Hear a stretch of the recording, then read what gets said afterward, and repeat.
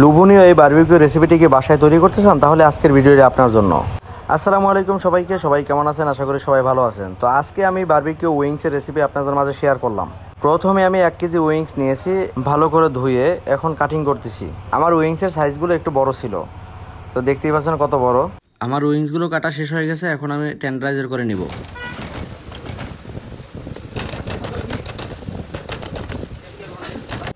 আমার টেন্ডারাইজার করা শেষ হয়ে গেছে, এখন হচ্ছে আমি ম্যারিনেট দিব।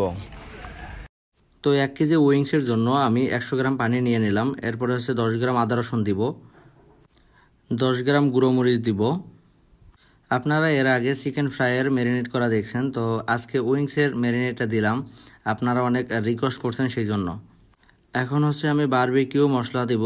বারবিকিউ যে মশলাটা, এই মশলাটা দিব। এখন হচ্ছে আমি কেজিতে 20 গ্রাম করে দিব। এখন হচ্ছে আমি লবণ দিব কেজিতে 5 গ্রাম। তো আমার এখানে 1 কেজি আছে, তো সেই জন্য আমি 5 গ্রাম দিলাম এখানে। সব কিছু দেওয়া শেষ, এখন হচ্ছে আমি ভালো করে মিক্স করব। মিক্স করা হয়ে গেলে এরপর হচ্ছে আমি উইংসের উপরে মশলাগুলো দিয়ে দিব। মশলার টেক্সচারগুলো এতটাই সুন্দর আর এতটাই ফ্লেভার, যেটা মনে করেন যে আপনারা না দেখলে বা না শুনলে বুঝতে পারবেন না। তো উইংসের উপরে মশলাগুলো দিয়ে দিলাম। এরপরে আমি ভালো করে মিক্স করব। আর মিক্সটা করতে হবে স্লোলিভাবে, যাতে একদম মশলার পানিটা শেষ হয়ে যায়। আর মোটামুটি 5-7 মিনিট আর কি আমি মিক্স করলাম এটাকে। মিক্স করার পরে এরপরে আমি রেখে দেবো। এখন আধা ঘন্টার জন্য আমি রেখে দেবো নর্মাল ফ্রিজে। ফ্রিজ থেকে বের করা হয়ে গেছে। এখন হচ্ছে দেখতেই পাচ্ছেন কত সুন্দর হয়েছে, আর হচ্ছে মশলাটা ভিতরে গেছে। তো এখন হচ্ছে আমি একটা প্যান বসাই দিলাম চুলাতে এবং তেল দিয়ে দিলাম। তো এখন আমি এগুলোকে ফ্রাই করব। তো অল্প তেলে আমি ফ্রাই করতেছি, আপনারা চাইলে ডুবা তেলেও আপনারা ভাজতে পারেন। তো এক একজন এক এক রকমের সিস্টেম, কেউ গ্রিলারেও ভাজে, আবার হচ্ছে কেউ বারবিকিউ মানে কয়লা দিয়েও আর কি তৈরি করে। আমি হালকা তেলে আর কি ভাজতেছি। তো এক একজন আর এক এক রকমের স্টাইলে কাজ করে। আমি চুলার আঁচটা একটু কমিয়ে দিলাম, কমিয়ে দিয়ে স্লোলিভাবে ভাজতেছি। দেখতেই পাচ্ছেন কত সুন্দর লাগতেছে। মোটামুটি আমি 8 মিনিট আর কি এটাকে ভাজবো। ভাজার পরে ইনশাল্লাহ হয়ে যাবে, এরপর আছে তুলে নেব। আমার উইংসের কালার চলে আসছে, এখন হচ্ছে আমি তুলে নিব। আমার এটা হয়ে গেছে। তো দেখতেই পাচ্ছেন কত সুন্দর হয়েছে এবং কালারটা অনেক দারুণ আসছে।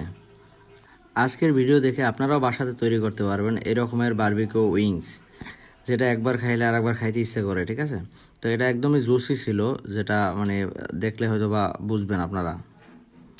চুলাতে আমি একটা প্যান বসিয়ে দিলাম, আর হচ্ছে তেল দিয়ে দিলাম, আর হচ্ছে গার্লিক সপ দিয়ে দিলাম।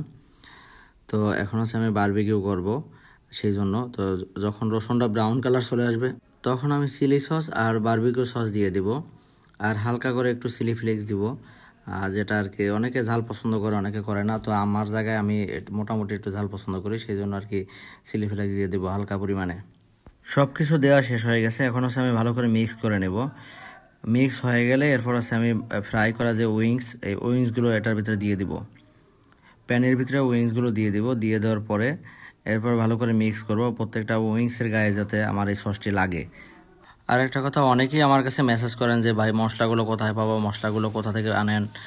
আমি যদি বলি যে আমি বাইরে থেকে নিয়ে আসি, তাহলে অনেকে বলে যে আপনার এই কটা মশলার জন্য আপনি কি ইনপুট করেন, আপনার একটা রেস্টুরেন্টের জন্য আপনি মশলা ইনপুট করেন, এই ধরনের কথা অনেকে বলে থাকেন। তো আসলে আমরা যেখান থেকে মশলা আনি বাহিরে, তো ওখানে আছে আমাদের লোক আছে, যার জন্য আমরা খুব সহজেই নিতে পারি।